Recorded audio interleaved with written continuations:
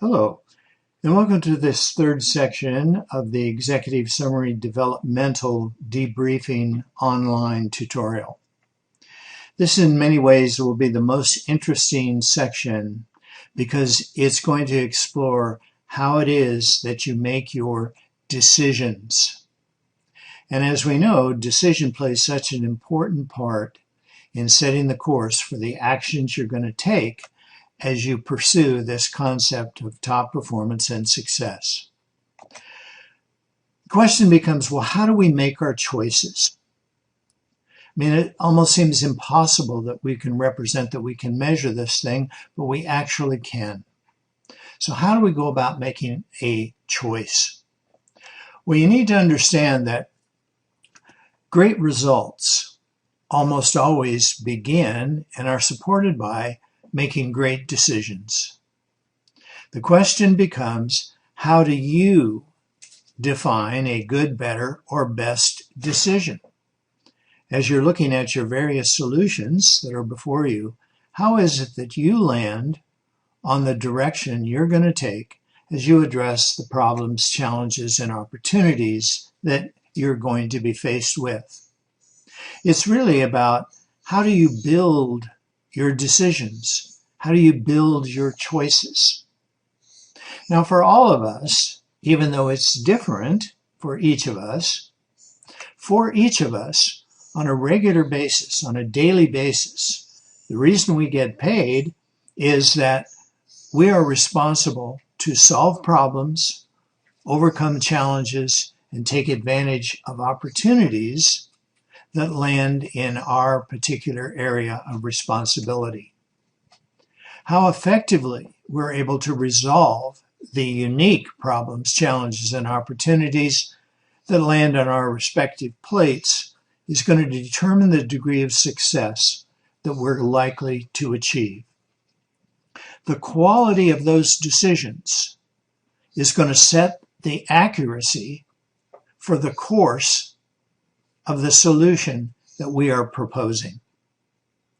Now, it's really that simple. For every challenge, opportunity that we have to make a decision, first and foremost, how are we going to resolve it? How are we going to pursue this resolution? The strength of our solutions and how effective they are is going to drive the degree of success that we're likely to achieve.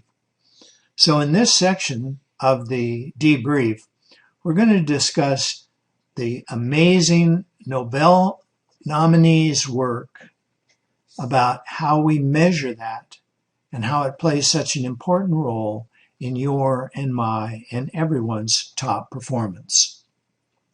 For all of us, the workplace and life constantly present alternatives, various ways that we could do things. We have solution A, solution B, etc., that we have to land on as we're resolving the issues that come before us. All of us try to make good decisions. You don't wake up in the morning trying to say, well, I'm going to make bad decisions today. We're all trying to make good choices. Now, what's so interesting, and I'm sure some of you are thinking, well, how can we possibly represent that there's a way that we could measure anyone's decision-making capacity to be able to choose the right solution when you come to a Y in the road, being able to measure your capacity to make the correct decision, should we go left or should we go right? Remember that top performance and top performers are required to make solutions that accomplish a specific targeted result. And that result has to operate within the rules, the guidelines, and the protocols of the company, and that decision has to be able to engage and enthuse the other people who are going to be impacted by the decision and the targeted result. So how do we define a good, better, or best decision? And how can we possibly represent that we can actually measure that capacity, which we're going to report to you in some detail in your executive summary developmental report. I'd like you to please go to page 11 of your report, and we're going to start there, because we know that good decisions always precede good actions, and good actions create good results. The question becomes, well, how do we define a good decision? Well, if you take a closer look at your page 11, you'll see that every decision we make, good, bad, or in the middle, first of all, is based upon our capacity to be able to identify the core issues that are driving the problems, challenges, and opportunities that you encounter. Second, every decision has to be able to create a workable solution to those core issues. And third, that workable solution has to be able to be implemented within the guidelines and the organizational structure of your company. And you have to be able to implement that solution with the resources, that is the time, the money, the manpower that you have at your disposal. You can't create solutions that you can't implement. So the way in which we dissect your capacity to make good decisions about a solution is found in the understanding that all of us as human beings make our decisions based upon a decision-making pattern. And that pattern runs through every choice that we're likely to make. This critical decision pattern drives the formation of the choices that form the actions that we're going to rely upon to create the success that we are pursuing. Now on page 12, we're going to break this down a bit more. You'll see that as we look at this, there are these three workplace valuations, these building blocks that form the choices and the solutions that you make. Every decision that you make is based upon your understanding of how that decision is going to sync with the rules that you're expected to function within.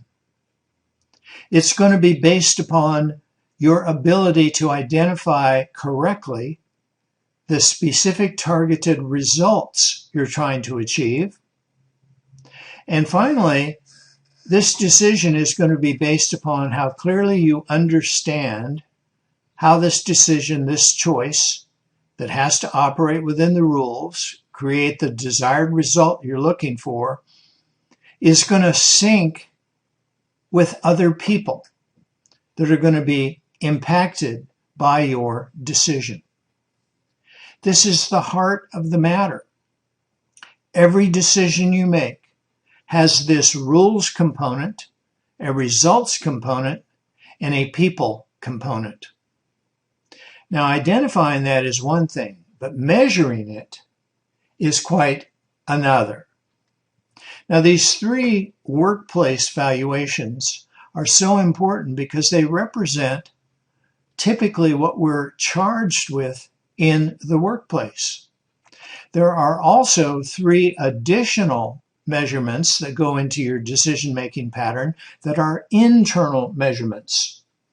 These are the ones that measure how you value and understand yourself, which is self-esteem, your role, that's called role awareness, and your view of the future, that's called your self-direction. In your report, we're going to measure and report on all 6 of these dimensional views, these building blocks that work together to create the results and the decisions that drive them. We begin by looking at the workplace measures. How do you value the rules, the results you're trying to achieve, and the people who are going to be touched by those results? your decision-making pattern building blocks work together to create your final answer. We're going to begin by looking at the rules, which is, how much do you value the need for structure, rules, and procedure? For some people, it's really important. For others, it's not very important at all, and that's going to impact their decisions. How well do you understand the rules that you're expected to follow? And how important are those rules going to be to you as you're formulating and landing on your final decision? Well, we don't have to do this by ourselves. We have the benefit of the Nobel nominee, Dr. Robert S. Hartman, and the life's work of his most prolific graduate student, Wayne Carpenter. Now, Wayne spent his life trying to answer that question about how do we make our decisions, and he did it by realizing that there are two key insights and an overview paragraph that we can present to you to help you understand how you value the rules, how you value the results, and how you value how those results will impact other people. You'll see that you're going to score with some degree of understanding. That is, how clearly do I understand how this decision that I'm getting ready to make is going to impact the rules, impact the results, and impact other people. Now, the measurements are unique for each of the three measures. Now, you're going to have some degree of understanding and some degree of importance that you're going to apply to this particular view. In this case, we're looking at rules. Now, there are 5 levels of understanding, running from excellent, that is, I understand very well how my decision is going to impact the rules that I have to play by. There's good understanding. There's the very creative, unconventional understanding that looks at things in a very unique, out-of-the-box perspective. There's partial understanding, where you'll see some aspects of the rules, but not others. And finally, there is marginal understanding, where the rules are considered just sort of guidelines for other people. There's a second element that's included in each one of these measures, and that is the importance that you apply to your understanding.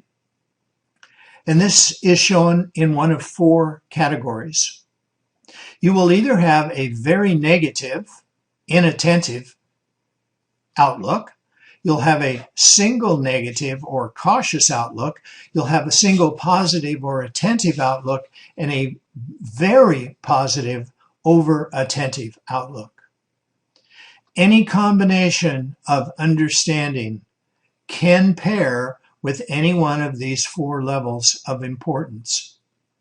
And how they do in each of the 6 dimensional views is why we're all different, why we view things differently, and why we're all unique. So let's take a closer look at this overview paragraph, because I want you to understand that we've given you this insight into how you view each one of these factors. We began again with rules. This is, how do you value the structure, the rules, and then what is the importance that you assign to them as you're making your final decision. In the sample report that we're looking at here, this individual has good understanding with a 57% positive, that is a balanced perspective towards the rules and the structure as he or she embraces their valuations. So if you have good understanding with 57% balanced valuation, your ability to understand the rules is very good, and you have a very healthy, not too positive, not too negative view of the importance of the good understanding that you have. Now, I would like to invite you to look at your report, your score. And it's going to tell you that you're going to score with some level of understanding, one of those 5 levels. And then you're also going to have some level of importance that's going to be either positive or negative. And then it's going to give you a definition of how you value the rule, the structure, embracing valuation. So you want to take a minute and be very clear on what this report is telling you about how you value the rules and the structure. That is one of the key building blocks that goes into every decision that you make. In fact, realizing that this can be a little confusing, we included a full paragraph for each one of these 6 valuations that embraces the combination of your level of understanding with your level of importance. And it's presented here. When it comes to operating within the rules, your paragraph is presented here. So take a moment, carefully read yours. You can start and stop this tutorial with the press of a button. We're going to give you all 6 of the key decision-making building blocks. 3 of them are in the workplace. 3 of them are your internal world, that is your self-esteem, your role awareness, and your view of the future called self-direction. What you want to know is how clearly do you understand each of these views and how important are they to you? Because these are the building blocks that you will employ as you land on your final decisions. Now, the ones that carry the positive bias, the positive focus, are going to be the ones that you will tend to rely upon the most.